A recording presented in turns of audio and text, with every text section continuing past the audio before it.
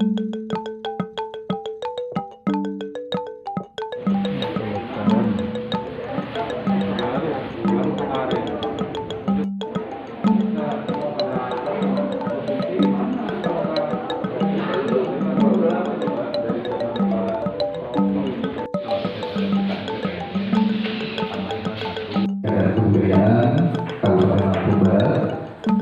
Ahmad Syukri, yang kami hormati Bapak pemateri yang telah hadir di tempat ini, Bapak I. Made Kiri Gunadi, dan juga Bapak Eka Pedia Semana, serta Bapak Ibu, para pendamping, dan juga adik-adik, serta para juru pelihara yang hadir pada kesempatan yang berbahagia ini.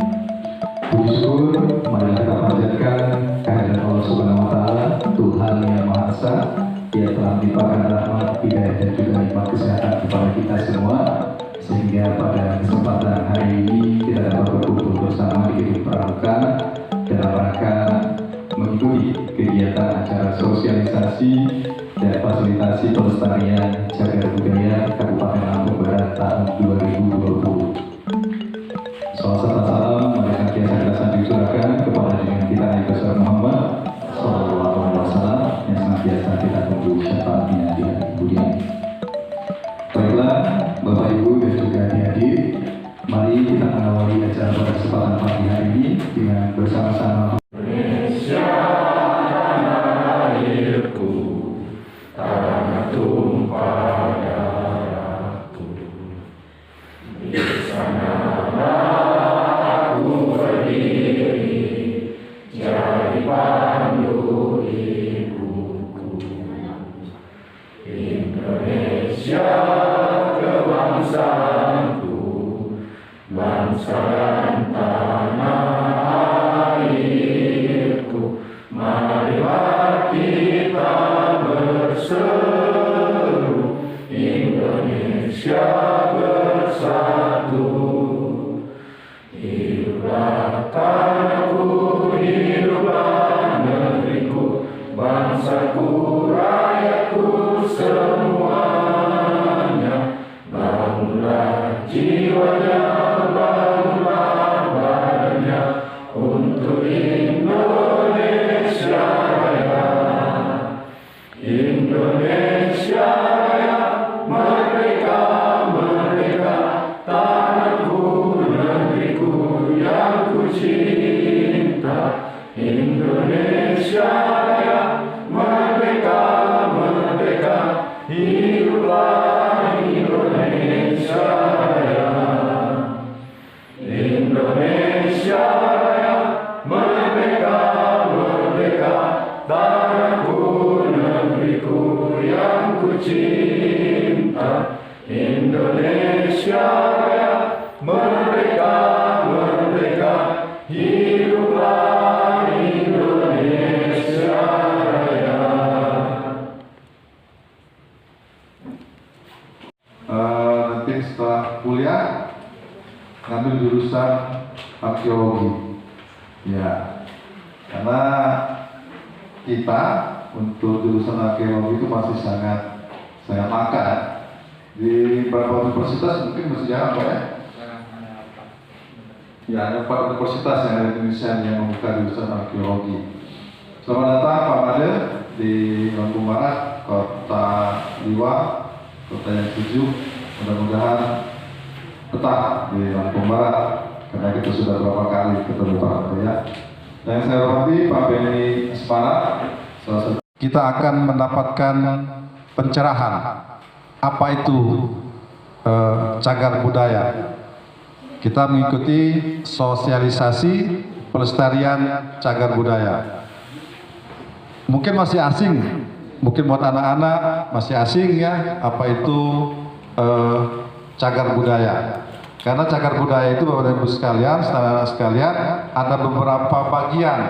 Ada cagar budaya itu yang berupa benda. Mungkin kalau benda ini dia bisa peninggalan zaman dahulu, Pak Kabit, ya, Pak Made, ya. Kemudian dia ada yang berupa struktur Struktur ini mungkin bekas-bekas candi kalau di Jawa, ya. Kemudian ada dia berupa bangunan, kemudian ada lagi dia berupa kawasan. Bapak dan Ibu sekalian yang saya hormati dan adik-adik sekalian yang saya banggakan, nah sekarang kita di Lampung Barat ini kalau bicara tentang cagar budaya, Pak Made, seperti saya sampaikan setahun yang lalu, barangkali kita banyak punya, ya, bertebaran dari Kecamatan Sumberjaya sampai dengan Kecamatan Lombok Seminu, ya. Ada beberapa tempat, ada beberapa ratus mungkin situs-situs budayaan yang belum tergarap oleh kita, ya. Karena tenaganya yang tidak ada, Pak Made, ya. Karena tenaganya untuk meneliti itu tidak ada. Yang sekarang ini mungkin yang kita lihat yang sudah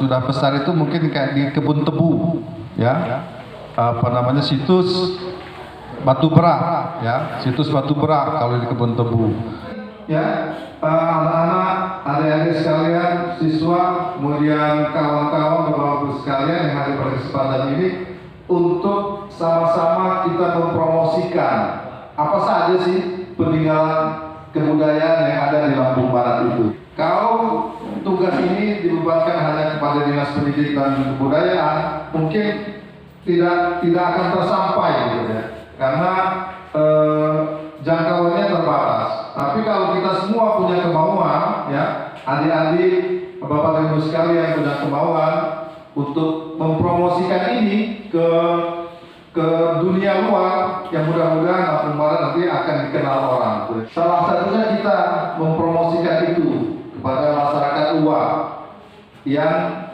berada di luar Kabupaten Lampung Barat, ya, melalui media-media sosial yang kita punya. Tumpukan-tumpukan batu di situ tidak kita pindahkan kalau kita berkunjung ke sana. Jadi ada 3 hal yang dapat kita lakukan pada hari satu. Kita dapat pengetahuan, kemudian kita ikut melestarikan.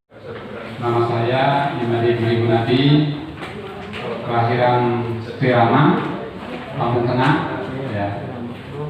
Jadi saya sekolah SD di Lampung, kemudian meneruskan ke Bali, SMP, SMA sampai perguruan tinggi. Saya ngambil mata kuliah jurusan arkeologi.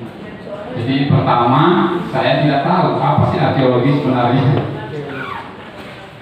Tapi kemudian saya cek datanya, memang arkeologi itu suatu ilmu yang sangat langka sekali. Saya coba di sana dan saya selesai, dan kemudian saya melanjutkan ke S2-nya, dan kemudian saya melamar ke pusat di Jakarta. Itu bisa memilih waktu itu mau di mana. Tepatnya di Dinas Pendidikan dan Kebudayaan Provinsi Lampung, di UPTD Museum Lampung. Jadi apa sih pekerjaan di Museum Lampung? Ya, paling enggak di Museum Lampung itu cocok. Mungkin di atas atap pas perbaiki rumah kita menemukan benda, karena tidak tahu ternyata itu barang berharga yang merupakan bisa dimasukkan ke dalam cagar budaya. Itu yang ada di sekitar kita, karena kita tidak tahu. Ayo.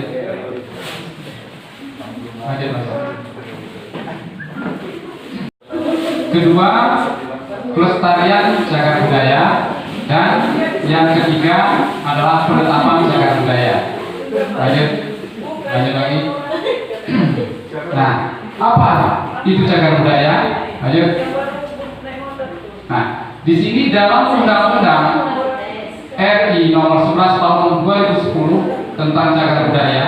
Nah, ini undang-undang ini pengganti daripada Undang-Undang Benda Cagar Budaya tahun 1992 nomor 5, karena undang-undang terdahulu tidak bisa mencakup keseluruhan keperluan daripada cagar budaya, tidak mencakup. Akhirnya diganti dengan undang-undang baru nomor 11 tahun 2010 ini tentang cagar budaya.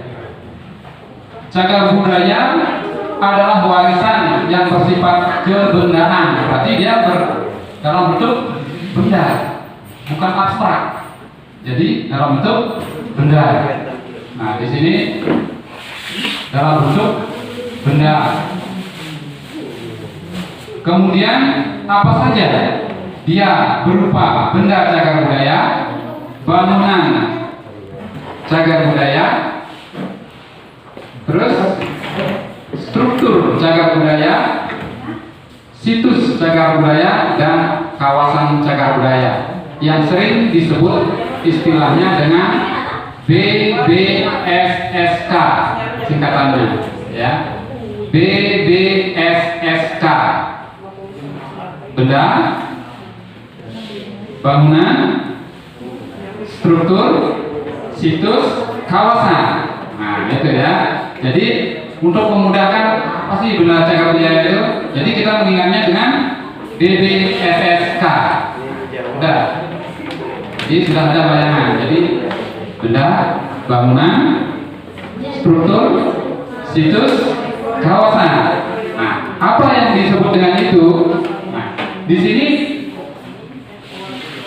cagar budaya itu disebut dengan cagar budaya apabila dia sudah ditetapkan. Ya. Kalau belum ditetapkan, secara hukum dia belum termasuk cagar budaya. Walaupun itu sebenarnya memang cagar budaya, tetapi secara hukum dia belum. Ya. Tapi boleh disebut dengan cagar budaya, tapi secara hukumnya belum. Gitu. Harus melalui penetapan. Nah, bagaimana prosesnya nanti? Ayo. Kita mulai dengan benda cagar budaya. Ya. Benda alam berarti itu bukan buatan manusia, tetapi alam yang sudah disediakan oleh alam. Dia bisa juga benda buatan manusia. Benda buatan manusia ini artinya apapun yang dibuat oleh manusia itu disebut dengan budaya. Ya, apapun yang dibuat oleh manusia itu disebut dengan budaya. Karena ada 3 kerangka budaya, mulai ide, ya, mulai di ide, pikiran, yang dikerjakan, dan hasil. Itu ada 3. Ya, kerangka dari budaya. Ini adalah hasil yang dalam bentuk buatan manusia, itu disebut dengan budaya. Oke. Bergerak dan tidak bergerak. Ya, benda ini ada yang bergerak dan ada yang tidak bergerak. Nanti saya berikan contohnya untuk pemahaman adik-adik mana yang disebut dengan benda cagar budaya yang bergerak dan tidak bergerak. Tetapi dia memiliki nilai kebudayaan dan sejarah perkembangan manusia. Tidak semua benda, tidak semua yang disediakan oleh alam itu dimasukkan ke benda cagar budaya. Cagar budaya 50 tahun. Kakeknya yang 50 tahun masuk benda cagar budaya, benda apa itu? Masuk nggak? Yang disediakan oleh alam? Enggak ya? Karena tidak memiliki kriteria yang lain. Ya, apakah dia memiliki sejarah bangsa, seni, atau nilai budaya, sejarah dan sebagainya, kan begitu? Nah, tidak bisa. Nah, kemudian yang mewakili masa gaya yang khas kurang sekurangnya 50 tahun, dia mewakili ciri khas. Coba apa ya? Contohnya ada celana cupray, pernah? Sekarang jarang orang kalau kita pakai celana cupray, mungkin diketawain ya. Iya, karena sudah tidak mewakili zamannya sekarang. Kalau dulu zaman tahun 70-an, cupray itu gagah banget, bisa ujung celana ini melebihi dari ujung jari. Ya itu namanya codrak bray. Itu mewakili zamannya. Kalau sekarang pakai itu diketawain orang, tetapi dia gagah pada zamannya. Itu mewakili. Itu contoh yang gampang aja. Tetapi kalau di arkeologi mungkin dia mewakili jenis pahatan, mewakili pada zamannya, terus ukiran pada zamannya itu kan selalu berubah-ubah tiap masa, ya. Nah, contohnya seperti perlengkapan upacara sejak 50 tahun yang lalu sampai sekarang mewakili pada zamannya, dan dia memiliki nilai sejarah. Nilai sejarah, apa itu sejarah? Yang mewakili yang pernah, peristiwa yang pernah dialami pada saat itu. Kemudian pengetahuan, pendidikan atau agama. Kalau dulu disebut dengan religi, sekarang masuk agama dalam undang-undang baru ini. Dan kebudayaan. Nah ini itu bisa dilihat dari keaslian bentuknya, desain, keaslian proses pembuatannya, dan keaslian materialnya. Nah, dari sebelah kiri dan sebelah kanan, nanti ketemunya di tengah-tengah. Jadi dia di pinggirnya besar, di ujungnya menyempit. Nah, itu yang membedakan yang dulu dengan sekarang. Kalau sekarang gampang, tinggal tembak pakai borpret, rata lubangnya semua, dan terus masuk ke percetakan, dia bentuk bersama semua. Tapi kalau dulu tidak, dia manual pengerjaannya dan seperti itu. Nah itu salah satu proses, ya, proses pembuatan. Keasliannya juga beda. Kalau umpamanya dalam sebuah pemugaran suatu candi, ya, suatu candi.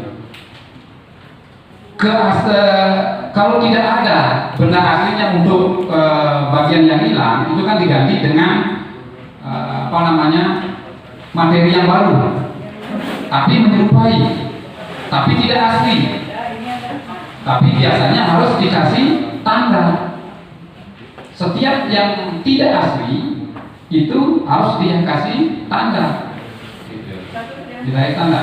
Nanti kalau adik-adik pergi ke Candi Prambanan, itu kan sudah dipugar, sudah dibangun. Nanti kok setiap ada batu kok ada tandanya, kok beda ini? Tapi rupanya sama. Ternyata itu bukan bagian daripada bangunan itu dulu, tapi dibuatkan supaya sama dengan yang dulu. Oke, lanjut. Nah, tadi kan ada benda yang bergerak. Jadi dia sifatnya in situ. Jadi tetap di situ. Kalau diambil, dipindahkan, dia akan sejarahnya berbeda. Karena disitulah peristiwa kejadiannya dulu. Kalau kita ambil, kita pindahkan, jadi tidak ada hubungannya tempat dengan benda itu sendiri. Nah, prasasti Tanjung Raya. Prasasti Tanjung Raya. Ada yang sudah perasaan? Wow. Nah ini ada Mas yang dari Tanjung Raya. Nanti koordinir masa ini dekat di mana? Sukau ya. Kalau dulu Kecamatan Balik Bukit, sekarang Kecamatan Sukau ya. Emang Sukau Pak dari dulu? Ya kecamatannya. Iya, kalau Tanjung Raya itu emang Sukau dari dulu. Ya Sukau. Kecamatan dulu kecamatannya Balik Bukit kalau dulu gitu. Ya setelah pemekaran dia kecamatannya Kecamatan Sukau ya. Ya. Nah ini ya. Ini prasasti, ada 2 prasasti. Terus tempatnya juga dia di sini asli gitu. Kalau umpamanya ini dipindahkan ke tempat lain, dia akan sejarahnya tidak connect, tidak berhubungan. Itu makanya dia disebut dengan benda yang tidak bergerak. Jadi dia harus di situ gitu. Supaya dia bisa bercerita, benda itu bisa bercerita tentang peristiwa masa lalunya di situ. Peristiwa apa sih yang pernah terjadi barat? Saya percaya ini masih banyak, tapi anak-anak mungkin nggak tahu. Saya beberapa keliling di balik bukit juga pernah menemukan ini. Itu disimpan oleh masyarakat. Ini adalah naskah kuno dari kulit kayu. Ini benda cagar budaya bergerak ya. Ini kan bisa dipindahkan dari rumah ke rumah, disimpan. Nah, ini yang namanya bergerak. Benda cagar budaya yang bergerak.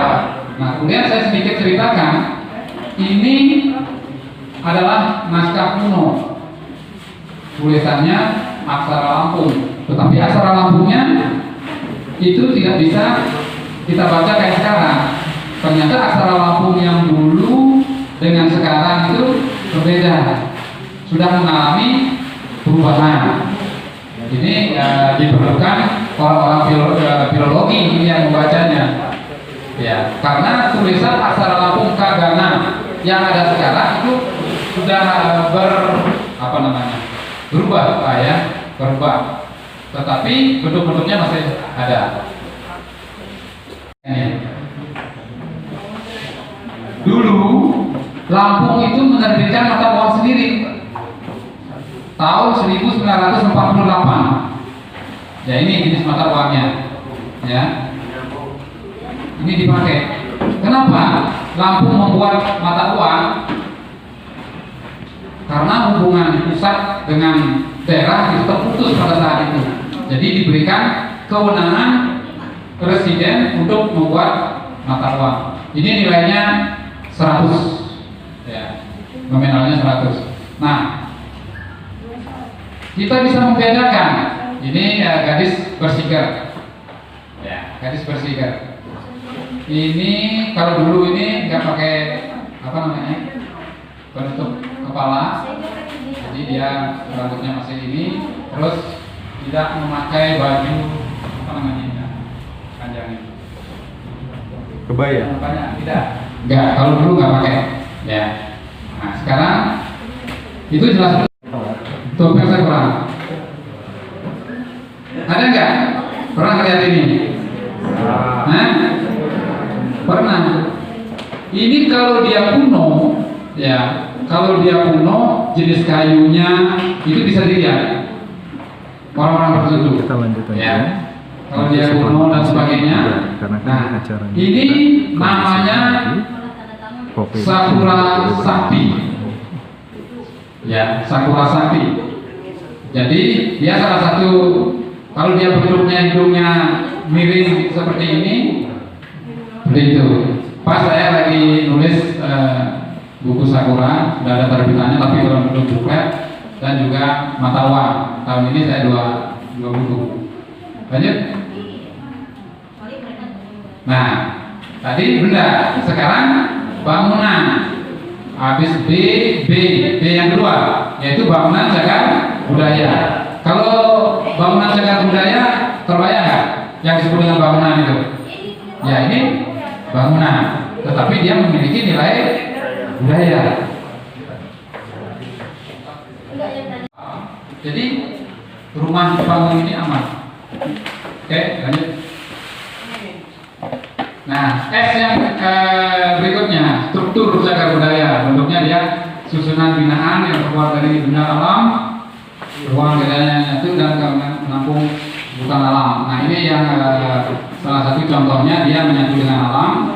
Dia bisa struktur, umpamanya halaman yang pakai bata paping zaman dulu, istilah dulu bukan paping. Itu termasuk dia menyatu dengan alam. Kemudian ini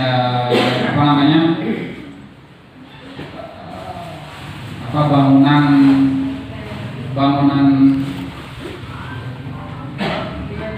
yang ada di situs itu adalah struktur cagar, termasuk cagar budaya, ya. Kemudian lanjut,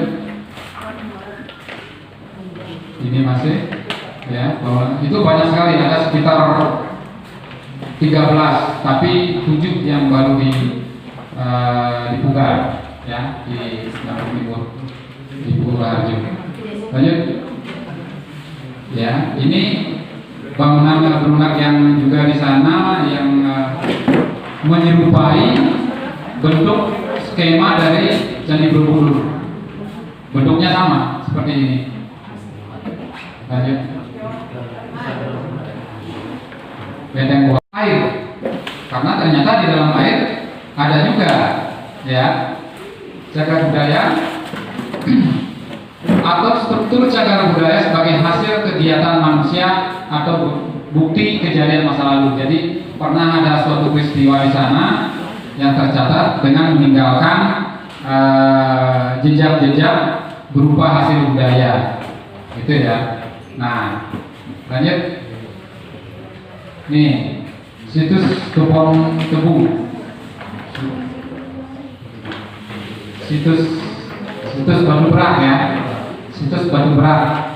Jadi sesuai dengan apa namanya, undang-undang, di situ kan ada situs Batu Berak, batu apa namanya, Telaga Mungkin, Batu Jagur, Batu Tameng, apa lagi?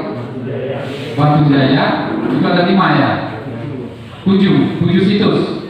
Nah, 7 situs. Nah, kalau ada 7 situs dalam undang-undang itu 2 situs minimal itu bisa dimasukkan ke dalam kawasan, ya, kawasan. Situs-situs yang bisa kumpulan beberapa situs itu bisa dimasukkan menjadi kawasan. Lanjut. Ini kawasan Sangiran, karena di Sangiran ini saya pas di Sangiran. Ini dinamis untuk mempertahankan cagar budaya dan ibadahnya dengan cara, ada 3 caranya untuk pelestarian. 1, melindungi. Kedua, mengembangkan. Ketiga, memanfaatkan. 3 unsur ini itu disebut dengan pelestarian, ya. Jadi kalau disingkat, MMN, yaitu melindungi, mengembangkan, memanfaatkan. Jadi 3M, mengembangkan, memanfaatkan. Nah, ada 3 unsur daripada pelestarian. Dilestarikan, benda-benda cagar budaya ini akan bisa punah karena tidak bisa digantikan lagi. Kalau sudah hilang, ya hilang. Jadi cerita sejarah masa lalu itu akan hilang. Tidak ada buktinya, hanya ngomong aja tapi tidak ada buktinya. Mana buktinya? Sekarang kan begitu. Mana buktinya? Sudah hilang, habis. Jadi peristiwa itu diragukan. Gitu. Ya, peristiwa itu diragukan karena tidak ada bukti, maka harus dilestarikan. Sumber daya budaya bervariasi baik segi bentuk maupun bahan. Nah, dia ini seperti omongan saya tadi, benda cagar budaya ini kan bahannya tidak tergantikan. Gitu. Kalaupun digantikan, itu harus dikasih tanda baru masuk ke instansi tertentu. Kamu lahir tahun berapa? Tidak tahu. Nah, gimana? Kamu tidak tahu sejarahmu sendiri. Tidak tahu. Umpamanya tahu, umpamanya. Saya lahir 17 November 1989. Oke, bisa diomongkan. Buktinya mana? Nah, keluarlah bukti itu akte kelahiran. Ini buktinya, Pak. Nah, ini dalam bentuk perlindungan itu ada 5, yaitu penyelamatan, pengamanan, sonasi, pemeliharaan, dan pemugaran. Lanjut. Mencegah kerusakan karena faktor manusia dan atau alam, mengakibatkan berubahnya keaslian dan nilai-nilai yang menyertai, dan mencegah pemindahan, peralihan, pemilikan atau penguasaan cagar budaya yang diatur oleh undang-undang. Nah, penyelamatan ini itu mencegah daripada kerusakan. Ternyata bahan yang kamu pakai itu ternyata bahan kimia yang kita cocok dengan yang bisa merusak benda itu sendiri. Itu satu. Kedua, kalau dicoba-coba dia akan merubah. Kelihatannya kan berubah. Memangnya zaman dulu sudah bisa pakai tinta spidol ya. Ini penyelamatan ini itu diperbolehkan memindahkan benda cagar budaya ke tempat yang lebih aman apabila dia terancam keselamatannya. Nah, ini adalah batu berlubang atau batu rakon yang kami pindahkan dari Lampung Timur, tempat pembuatan air Grand. Di situ ada situs, itu terkikis, hampir hancur karena ada pembuatan pabrik air minum. Nah, ini kami selamatkan, kami bawa ke museum. Ya, mana benda cagar budaya ini juga punah, rusak. Ya. Siapa yang menjaga? Kita semua, masyarakat. Jangan mengandalkan Google aja. Kita sebagai masyarakat karena kita juga memiliki. Lanjut. Zonasi. Nah, zonasi ini biasanya di situs. Ada yang disebut dengan zonasi ini penyangga, terus ada pengembangan. Jadi asalkan tidak bertentangan dengan pelestarian, artinya kita tidak mengorbankan cagar budaya itu hanya untuk pengembangan ini. Dalam arti, kita mengembangkan, tetapi cagar budaya itu rusak, itu tidak boleh. Boleh dikembangkan, tapi tetap lestari. Terima kasih kepada Dinas Pendidikan dan Kebudayaan, terutama dari bidang kebudayaan yang hampir sudah 3 kali mengundang saya untuk bisa berbagi informasi tentang fotografi yang mungkin nanti ada hubungannya nanti dengan cagar budaya. Karena tadi yang seperti Bapak Sekretaris bilang, cagar budaya ini nanti bisa dipromosikan. Karena tadi ada pemanfaatannya juga kan ya, kata Pak Made tadi. Jadi tempat-tempat budaya ini bisa dimanfaatkan, mungkin salah satunya dengan untuk tempat wisata, kemudian wisata budaya dan wisata cagar budaya dan lain-lainnya.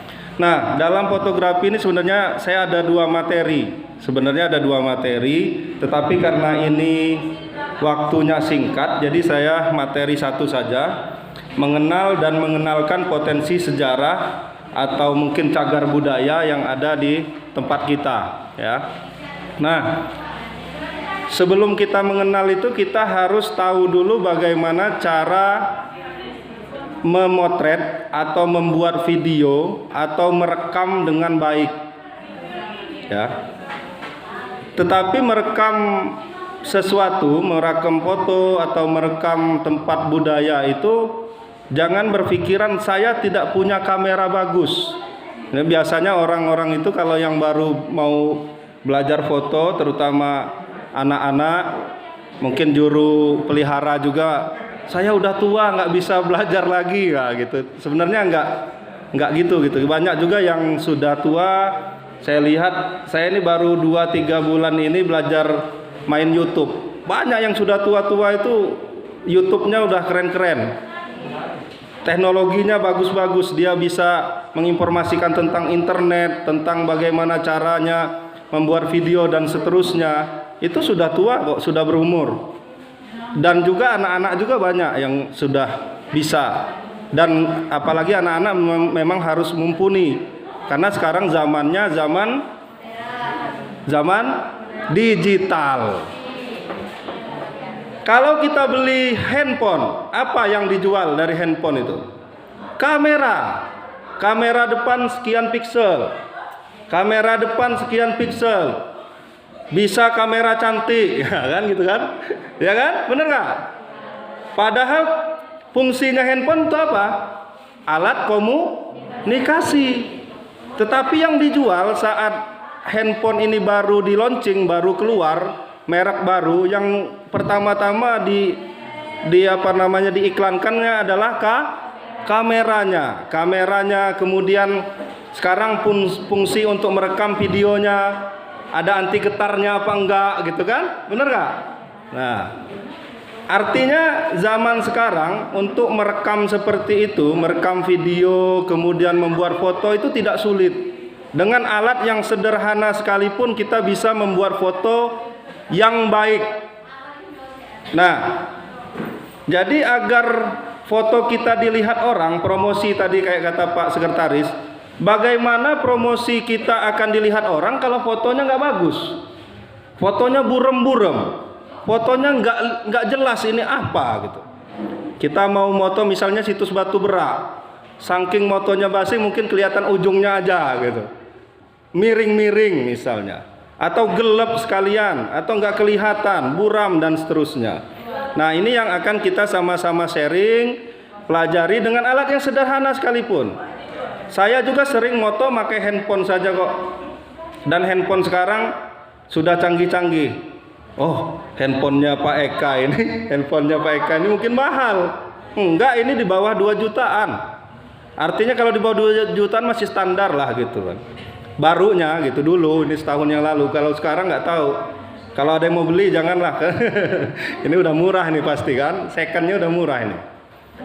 Ya artinya kamera yang handphone yang masih harga terjangkau seperti itu, hasil fotonya sudah baik. Nanti mungkin bisa lihat di YouTube saya Eka Fendiaspara itu video-videonya saya pakai handphone. Ini saya sambil rekam ini. Nanti saya masukin di YouTube saya. Ini sambil saya rekam. Ini pakai handphone. Banyak yang nanya, itu ngerekamnya saya nggak punya handycam. Loh, saya ngerekamnya pakai handphone. Tetapi kita harus tahu tadi cara-caranya. Kemudian, nah ini ya. Sebenarnya memotret itu atau fotografi atau videografi itu yang membedakan adalah teknik-teknik dasarnya. Ya, yang pertama yang harus kita pahami, video itu sebenarnya karena bergerak aja sih bedanya. Cuman dasarnya di fotografi. Fotografi itu asal kata dari bahasa Latin. Kalau nggak salah bahasa Latin. Kalau nanti ada yang mungkin nih guru-guru sejarah lebih paham lagi, mungkin nanti mohon maaf. Fotos dan grapos. Ya, jadi fotos itu cahaya, grapos itu menggambar. Nah, dari sini harus kita pahami betul bahwa kita tidak bisa menggambar dengan bantuan kamera ini tadi. Kita tidak bisa memfoto kalau tidak ada cahaya. Cahaya ini bisa macam-macam.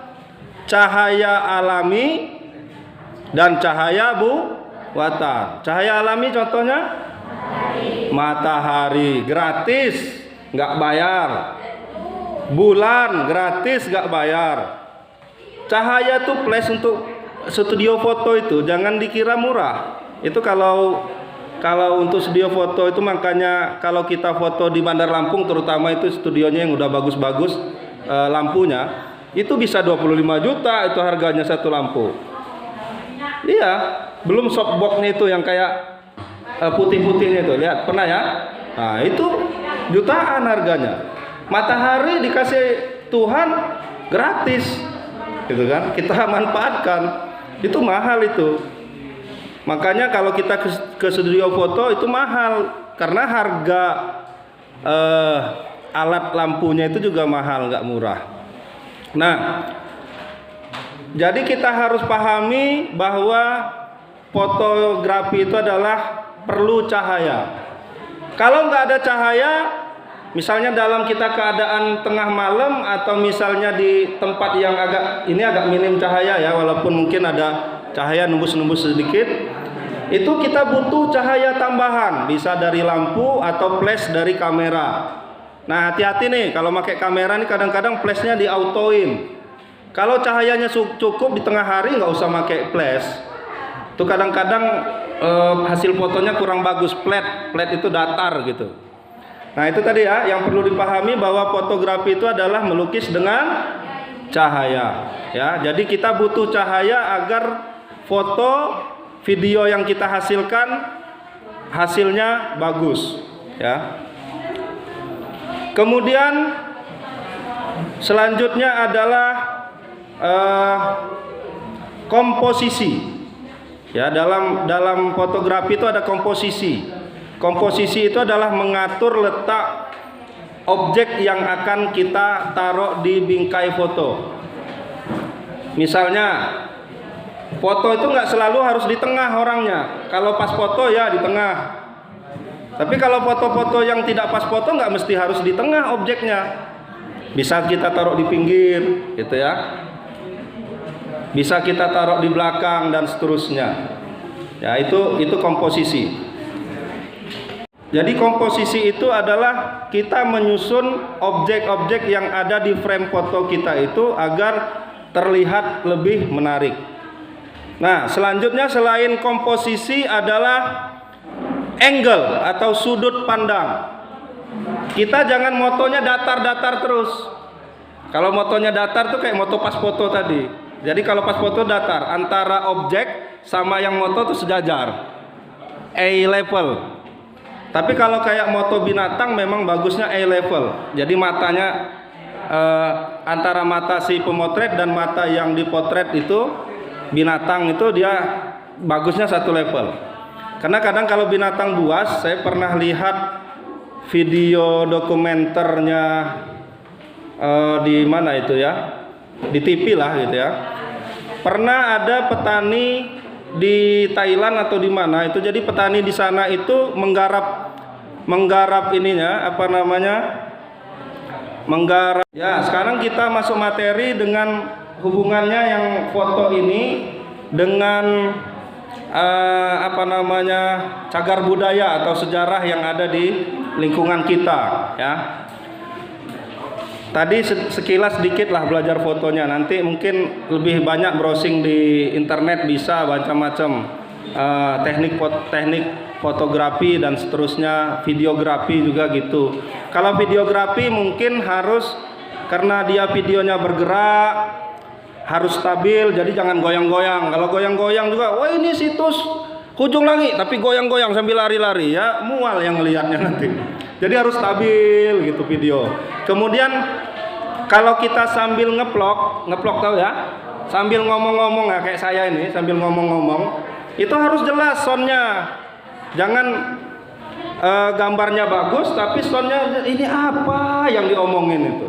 Kemudian intonasinya pelan-pelan, karena kalian ini terutama yang anak-anak, kalau juru pemeliharanya ini ya mungkin udah lebih paham lah karena udah sering pelatihan. Terutama yang anak-anak ini kan membantu mempromosikan cagar budaya yang ada di tempat kita, jadi harus jelas, intonasinya yang jelas. Assalamualaikum warahmatullahi wabarakatuh. Saya Yandri, saya sedang di situs Hujung Langit. Nah, situs Hujung Langit ini menceritakan tentang apa ya, pelan-pelan. Kemudian tanya dulu juga sama juru rawatnya itu, juru peliharanya itu, apa ini situsnya. Jangan ngawur aja, dibilang ini batu-batu nggak jelas, nanti informasinya salah, bahaya ya. Nah, mengenal dan mengenalkan potensi sejarah daerah melalui foto. Jadi sebelum kita mengenalkan, mempromosikan yang kayak kata Bapak Sekretaris Dinas tadi, kita harus kenal dulu. Tadi yang ditanya, siapa yang pernah ke situs Tanjung Raya? Cuman berapa orang? Siapa yang pernah ke situs Hujung Langit? Cuman berapa orang? Padahal situs-situs itu, apalagi situs Batu Berak ya Pak ya, Batu Berak agak jauh dikit dari kita sini, cuman masih Lampung Barat. kemudian situs macam-macam lagi, kemudian rumah-rumah tradisional tadi. Padahal itu ada di lingkungan kita. Saya teringat Pak Made ininya Museum Lampung ya Pak ya? Ya di sana. Dulu saya saat kuliah dulu sempat kuliah di Jogja dulu, pas pulang kuliah dulu sempat mampir di Museum Lampung. Waktu itu Krui itu masih Lampung Barat. Krui itu masih pesisir barat, masih Lampung Barat. Hampir menurut saya sih, karena saya lihat keterangannya Lampung Barat. Mungkin hampir 70 sampai atau 80% isinya Museum Lampung itu rata-rata dari Lampung Barat. Benar nggak Pak Made? Iya kan? Nah itu Nah kemudian mirisnya, kadang-kadang orang Lampung Barat, misalnya dari MTS, SD, jalan-jalan ke Bandar Lampung, datang ke Museum Lampung, yang dilihat barang-barang kita semua. Pas di Pekon, pas di kampung nggak pernah lihat barang-barang itu, gitu loh. Ngapi Bang Lalang? Lucu. Bener kan? Ya. Betul. Coba lihat aja di Museum Lampung itu Lampung Barat. Kita sendiri nggak mau ngelihat di barang kita, kebudayaan kita di tempat kita sendiri. Kan aneh kan? Kita jauh-jauh ke Bandar Lampung, cuman mau lihat kebudayaan atau cagar budaya yang ada di Lampung Barat. Padahal Lampung Barat sendiri ya banyak. Ya mungkin kedepannya mudah-mudahan kita doain Lampung Barat punya museum sendiri. Nah, jangan sampai nanti yang SD ini jauh-jauh cuman ke Museum Lampung. Nah, Bandar Lampung cuman menangnya ada mallnya aja sih cuman. Mungkin sambil intinya pengen ke mall, Museum Lampungnya cuman mampir dikit. Ya. Nah kalau itu ya belum ini ya. Nah, artinya cagar budaya atau sejarah yang ada di Lampung Barat ini sangat kaya sekali. Ya buktinya itu, lihat aja sendiri di Museum Lampung kalau nggak percaya. Nah itu tugas kita, harus kita kenal dulu daerah kita. Ujung Langit tadi, kemudian Batu Tulis Tanjung Raya, situs Batu Berak, kemudian situs-situs yang lain. Syukur-syukur nemuin situs baru, bisa dilaporin sama Pak Made.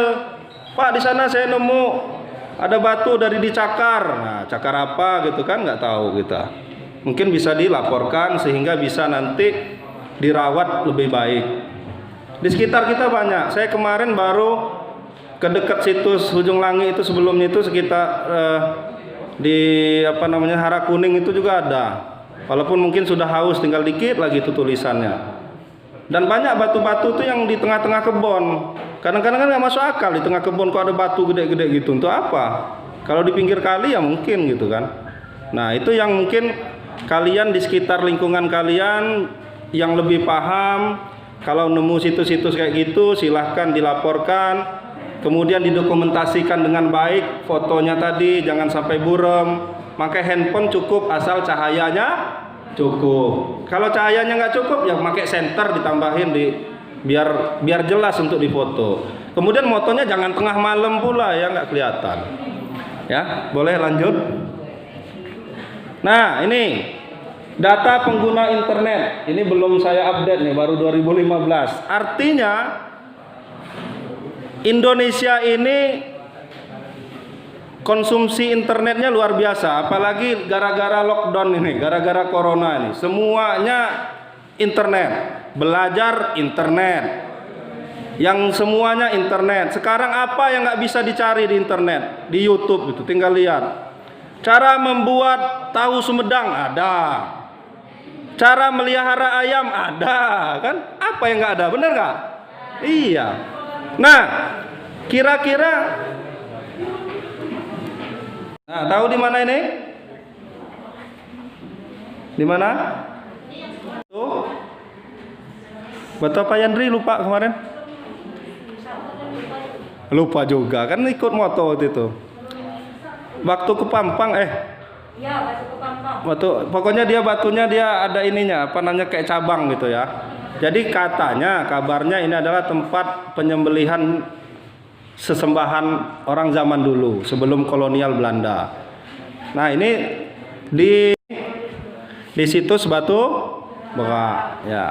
Lanjut. Tadi mungkin sekilas, mungkin agak buru-buru juga ngomongnya karena memang ini waktu yang dikasih juga sempit. Mudah-mudahan ini ada manfaatnya.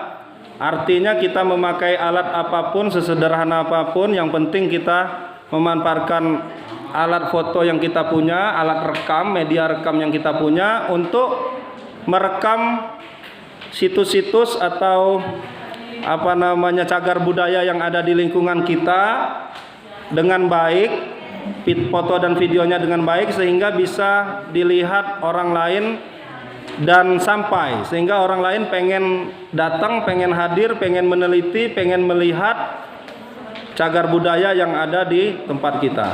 Mungkin ini dulu, mohon maaf kalau misalnya banyak yang saya sampaikan tidak berkenan atau tidak sampai. Mungkin karena waktunya juga ini ya seperti ini, jadi kita buru-buru. Terima kasih. Assalamualaikum warahmatullahi wabarakatuh. Kebudayaan Kabupaten Lampung Barat, mohon maaf apabila dalam pelaksanaan kegiatan sosialisasi ini banyak hal-hal yang kurang berkenan, dikarenakan suasananya masih agak takut-takut sebenarnya kita melaksanakan kegiatan ini. Ya, seharusnya ini bulan Maret sudah kita bisa laksanakan, tapi terkendala aturan dan juga terkendala hal lain, makanya baru bisa kita laksanakan pada bulan September ini. Karena kita juga masuk dalam refocusing anggaran, ya.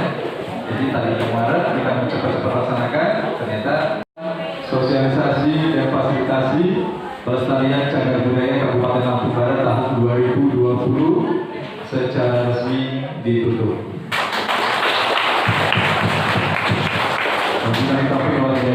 Wassalamualaikum warahmatullahi wabarakatuh.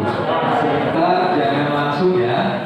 Saya absen dulu. Oke, ini selesai kita dari acara fasilitas dan sosialisasi cagar budaya bersama anak-anak SMP yang ada di Balik Bukit dan Sukau, kemudian dari juru-juru pelihara situs-situs yang ada di Lampung Barat difasilitasi oleh Dinas Kebudayaan, Pendidikan dan Kebudayaan Lampung Barat.